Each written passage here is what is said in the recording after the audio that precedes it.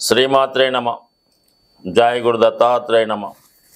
ఈ వీడియోలో మనం జనవరి 16వ తారీఖు నుంచి 31వ తారీఖు మధ్యలో జరగబోయే పక్ష ఫలితాలు తెలుసుకునే ప్రయత్నం చేద్దాం.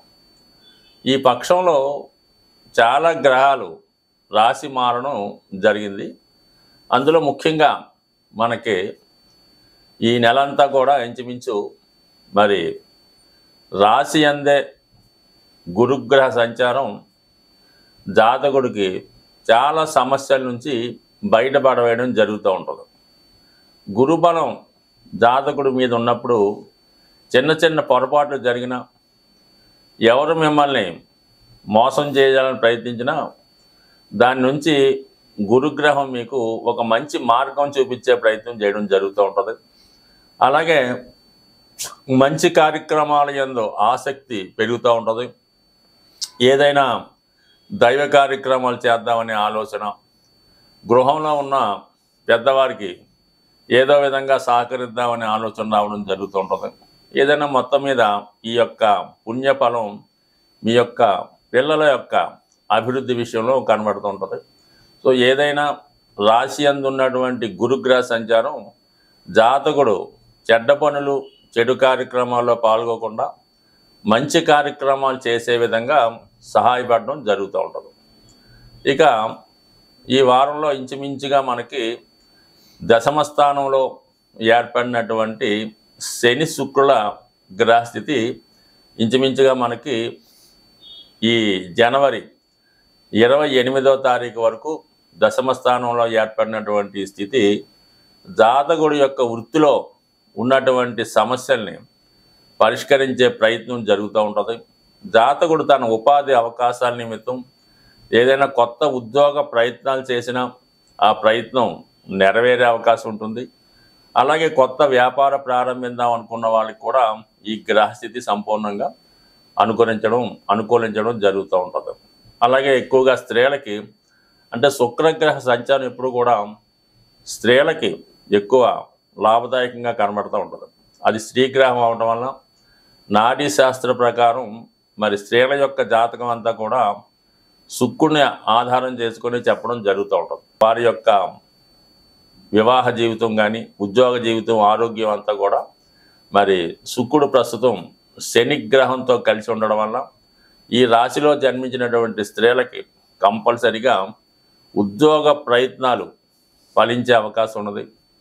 అలాగే బంధువులతోనూ, ముఖ్యంగా భర్తతోనూ ఉన్నటువంటి సమస్యలు చాలా వరకు పరిష్కారం అయ్యే అవకాశం ఉంది. మొత్తం మీద దశమ స్థానం బలంగా ఉంటే ఆటోమేటిక్గా మనకి ఆ గ్రహస్థితి ఉన్నంత వరకు చాలా వరకు మిగతా ఫలితాలు ఎలాగున్నా జాతకుడికి అనుకూలించడం జరుగుతూ ఉంటుంది. ఇప్పుడు ఒక విధంగా రాశి యందు గురువు, దశమందు శుక్రుడు, ఈ రెండు శుభగ్రహాలు జాతకుడిని మరి ఈ సమయంలో నూతన వస్త్రలాభం, వాహన లాభం, అలాగే బంధుమిత్రుల సౌఖ్యం కలిగే అవకాశం ఉన్నది. ఇక మనకి రవి యొక్క సంచారం కూడా ఈ పక్ష ప్రారంభంలో 9వ స్థానంలోకి రావడం జరిగింది. అంటే ఒక విధంగా 9వ స్థానం అన్నది ఉన్న పూర్వపుణ్య స్థానం లాంటిది. పెద్దవారి యొక్క స్థితిగతులు అక్కడ చెప్తూ ఉంటుంది. మొత్తం మీద భాగ్యస్థానంలోకి రవి జాతకుడు తను చాలా కాలంగా వెళ్దాం అనుకున్నటువంటి పుణ్యక్షేత్రాలు దర్శించడం జరుగుతూ ఉంటుంది. మీ కుటుంబంలో మీకు కానీ, మీ సంతానానికి లేదా మీ తండ్రి గారికి ఏదైనా ఒక శుభం జరిగే అవకాశం ఉంది. వారి యొక్క వ్యక్తిగతంగా హోదా పెరగడం కానీ, ఉద్యోగపరంగా, ఆర్థిక పరంగా లాభం కలగడం వల్ల ఒక మంచి నేమ్ అండ్ ఫేమ్ మీ కుటుంబానికి రావడం జరుగుతూ ఉంటుంది. అలాగే సంఘంలో వ్యక్తిగతంగా మీ యొక్క గౌరవం కూడా పెరిగే అవకాశం ఉంటుంది. సో ఏదైనా ఈ గ్రహాల స్థితి ఇంకా మనం పరిశీలిస్తే ముఖ్యంగా ఈ నెల మనకి 21వ తారీఖు వరకు తృతీయ స్థానంలో కుజగ్రహ సంచారం జరుగుతుంది. మనకి ముఖ్యంగా ఈ వృషభ రాశి వారికి సప్తమ వ్యయాధిపతిగా ఉన్నటువంటి కుజుడు తృతీయ స్థాన సంచారం చాలా వరకు వివాహ ప్రయత్నాలు దగ్గరగా వచ్చి వాయిదా పడడం జరుగుతూ ఉంటుంది. ప్రయాణాలు చేస్తున్నప్పుడు చాలా జాగ్రత్తగా వ్యవహరించవలసి ఉంటుంది. ప్రయాణంలో కొన్ని గొడవలు రావచ్చు, ప్రమాదాలు రావచ్చు, లేదా విలువైనటువంటి డాక్యుమెంట్లు వస్తువులు లాంటివి పోగొట్టుకోవడం కానీ ఏదైనా అనుకోని ఇబ్బందులు కలిగే అవకాశం ఉంది. కాబట్టి చాలా వరకు జాతకులు ప్రయాణం చేస్తున్నప్పుడు తగు విధమైనటువంటి జాగ్రత్తలు తీసుకోవడం మంచిది. తొందరగా వేగంగా వాహనాలు నడపడం కూడా అంత యోగక్షేమం కావు, అంత అనుకూలం కాదు. ఇదే సమయంలో దగ్గర బంధువులతో విరోధాలు కానీ ఇబ్బందులు కానీ వచ్చే అవకాశం ఉంది. కాబట్టి బంధువులతో జాగ్రత్తగా వ్యవహరించండి. ముఖ్యంగా అన్నదమ్ములతో ఆస్తి పంపక విషయాల్లో కానీ ఆర్థిక విషయాల్లో కానీ బాధ్యతల విషయంలో కానీ కొన్ని అభిప్రాయ భేదాలు ఈ పక్షంలో సూచించే అవకాశం ఉంది. కాబట్టి అటు విషయంలో కూడా కొద్ది కేర్ తీసుకుంటే మంచిది. ఇక జనవరి 21వ తారీఖున మరి కుజగ్రహం వక్రగమనంలో 2వ స్థానం అయినటువంటి మిథున రాశిలోకి ప్రవేశించడం జరుగుతూ ఉంటుంది. ఒక విధంగా మరి కుజుడు ఒక విధంగా వీళ్ళకి సప్తమ వ్యయాధిపతి అవడం వల్ల కుటుంబ స్థానంలోకి రావడం వల్ల మీ కుటుంబంలో ఒకరికి ఏదైనా విదేశ అవకాశం రావడం కానీ వారు ఏదో విధంగా మీ కుటుంబంతో విభేదాలు పెంచుకొని కుటుంబం నుంచి విడిపడే ప్రయత్నం జరిగే అవకాశం ఉంది. ముఖ్యంగా భార్యాభర్తల మధ్య ఇతరుల జోక్యం వల్ల కొన్ని అపోహలు ఇబ్బందులు ఏర్పడే అవకాశం ఉంది.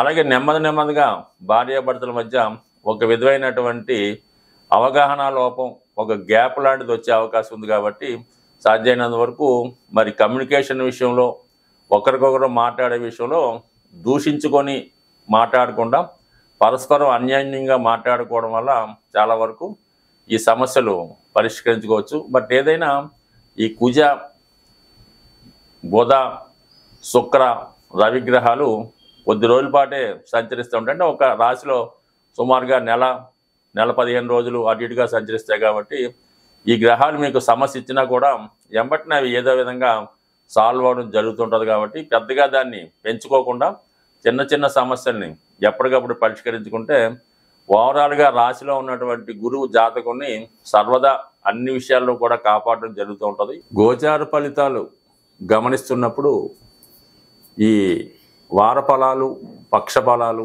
మాస ఫలితాలు కూడా తొందరగా ప్రయాణించే గ్రహాలు అంటే కేవలం శుక్రుడు, బుధుడు, కుజుడు, రవి ఈ 4 గ్రహాలు బేస్ చేసి మనం ఈ మాస ఫలితాలు చెప్పడం జరుగుతూ ఉంటుంది. జనరల్గా నెలకు ఒకసారి రవి రాశి మారుతూ ఉంటాడు. కాబట్టి రవి గ్రహం మోస్ట్ ఇంపార్టెంట్గా ఫలితాలు ఇవ్వడం జరుగుతూ ఉంటుంది. ఒక రాశిలో మరి ఈ గోచార ఫలితాలు ఎలా ఉన్నాయంటే ఒక రాశి వారికి ఆ రాశి యందు శుభగ్రహం ఉన్నప్పుడు ఆ ఫలితాలు వీళ్ళకి చాలా అనుకూలంగా ఫేవర్గా రావడం జరుగుతూ ఉంటుంది. అదే ఒక రాశిలో పాపగ్రహం ఉన్నప్పుడు చక్కగా ఈ ఫలితాలు అనుకూలంగా రాకుండా వ్యతిరేక ఫలితం వస్తూ ఉంటుంది అన్నమాట. అంటే ఒక రాశిలో పాపగ్రహం ఉంటే ఆ పాపగ్రహానికి లాభస్థానంలో వేరే గ్రహం వచ్చినప్పుడు ఆ గ్రహం అత్యంత పాప ఫలితాన్ని ఇవ్వడం జరుగుతూ ఉంటుంది. అదే శుభగ్రహం అయినప్పుడు అనుకూలమైన స్థానంలో గ్రహాలు వచ్చినప్పుడు ఎక్కువ శుభ ఫలితాలు ఇవ్వడం కూడా జరుగుతూ ఉంటుంది.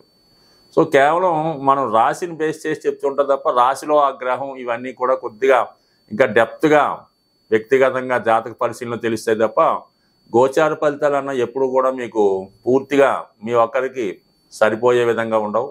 కేవలం అనంత కోటి జనాభాలో 12 రాశులే ఉంటాయి కాబట్టి అందరికీ ఒక విధంగా ఉండదు. అందువల్ల ఫలితాలు జరగవంటే ఎట్టి పరిస్థితుల్లో కూడా జరగవు. ఎందుకంటే ఈ గోచార ఫలితాలు కేవలం చంద్రుడిని బేస్ చేసే మేము చెప్పడం జరుగుతూ ఉంటుంది. అటు చంద్రుడిని బట్టి చెప్పాలి, అటు సూర్యుని బట్టి చెప్పాలి, అటు లగ్నాధిపతిని బట్టి చెప్పాలి, ఆఖరికి లగ్నం బట్టి కూడా చెప్పాలి. ఈ విధంగా ప్రతి గ్రహాన్ని అనుసరించి కూడా ఫలితాలు ఉంటాయి. కాబట్టి మనం చెప్పేది కేవలం ఓ 10%, 5% ఎప్పుడన్నా మీకు సరిపోవాలి తప్ప కేవలం ఇది సూచిక మాత్రమే తీసుకోవాలి. బట్ ఏదైనా మీ యొక్క జన్మజాతకంలో రవి బలంగా ఉంటే అన్ని గ్రహాలు మీకు అనుకూలిస్తాయి. మరి ప్రస్తుతం మనకి ఈ జనవరి 14 నుంచి ఉత్తరాయణ పుణ్యకాలం ప్రారంభమైంది. అంటే రవి యొక్క గమనంలో ప్రస్తుతం మకర రాశిలో ప్రవేశించి నెమ్మదిగా మేషరాశిలో ఉచ్చ పొందుతూ వెళ్ళటం జరుగుతుంది. కాబట్టి అంటే రవి రాను బలవంతుడు అవుతూ ఉంటాడు. దానికి నిదర్శనమే మనకి ఈ ఎండలు తీవ్రంగా విపరీతంగా పెరుగుతూ ఉంటాయి. సో అందువల్ల ఈ సమయంలో మీరు రవిగ్రహాన్ని ఆరాధించడం వల్ల, అంటే రవిని ఆరాధించడం అంటే ప్రతిరోజు సూర్య నమస్కారం చేసుకోవడం, ఆదివారం నియమంగా ఉండడం. ఎవరైతే వృద్ధులు కొంత ఖాళీగా ఉన్నారో, అనారోగ్య సమస్యలు ఉన్నాయి, పిల్లలకి పెళ్ళిళ్ళు అవ్వటం లేదు, ఏ విధంగా కలిసి రావట్లేదు అనుకున్న వాళ్ళు ఒకసారి ప్రయత్నం చేసి చూడండి. రామకోటి రాసే ప్రయత్నం చేయండి. మరి అది మీకు నెమ్మదిగా మీ కుటుంబ సమస్యల్ని సాల్వ్ అయ్యే విధంగా పనిచేస్తుంది. లేదా ఆదిత్య హృదయాన్ని వినటం, అంటే పూర్తి అర్థం తెలుసుకొని దాన్ని మనం పారాయణ చేయాలి. అలాగే రామాయణాన్ని విన్నా చదివినా, మరి ప్రవచనకాలు చెప్పింది విన్నా కూడా బాగుంటుంది. రాముని చరిత్ర తెలుసుకున్న రామరక్షా స్తోత్రం అని ఉంటుంది.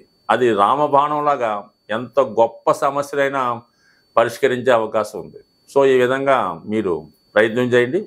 ఇది కాకుండా ఇంకా సులువైన మార్గం ఏంట్రా అంటే శివునికి శుభ్రమైనటువంటి మంచినీళ్ళతో అభిషేకం చేయడం. అంటే మీరు కేవలం పుణ్యక్షేత్రాల్లోనూ శివాలయంలోనే కాకుండా మీ గృహంలో కూడా మీరు ఒక పూజా మందిరంలోనో, మీ ఇష్టం ప్లేస్లోనో, లేదంటే మీ యొక్క గోశాల్లోనో ఒక శివలింగాన్ని టెంపరీగా ఏర్పాటు చేసుకొని చక్కగా స్ఫటికలింగాన్నో రాతిలింగాన్నో పెట్టుకొని చక్కగా అభిషేకం, పెద్ద మంత్రాలు కూడా అక్కర్లేదు, కొద్దిపాటి మంత్రంతో మీరు శివుణ్ణి నిత్యం అదే పనిగా ఒక పిచ్చివాళ్ళగా అభిషేకం చేసి చూడండి.